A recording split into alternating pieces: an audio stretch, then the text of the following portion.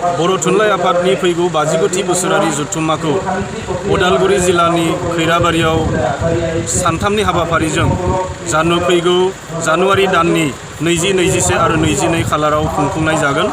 बेनि थाखाय बिटिसिनि EM लोमस्राव दैमारि बिथांखौ बानजाय आफादनि आफादगिरि हिसाबै, कालाइगाव विधानसभा समस्तिनि MLA महेश्वर बर' बिथांखौ मावफुं आफादगिरि हिसाबै लानानै गोख्रों मोनसे बानजाय आफाद दानाय जादों।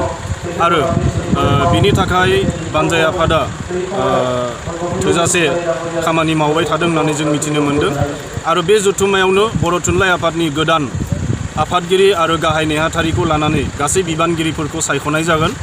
आरो बे जथुम्मायावनो बर' बिजोंखौ हायार सेकेन्डारिसिम माबोरै लांनाय जागोन आरो लोगोसे जि NEP नेशनेल एडुकेशन पलिसि फैगोन, बेयाव फैनो गोनां नुजानो गोनां जि जेंनाफोर फैगोन, अलखदफोर फैगोन, बेजों बर' थुनलाइ आफादा माबायदि खामानि मावलांगोन बेनि थाखाय मोनसे राहाफारि बुथुमनाय जागोन। बे बिथिङाव बे फैगौ 59थि बोसोरारि जथुम्माया मोनसे बर' थुनलाइ आफादनि जारिमिनाव गोनांसिन जथुम्मा महरै गनायजागोन होननानै जों आसा खालामदों।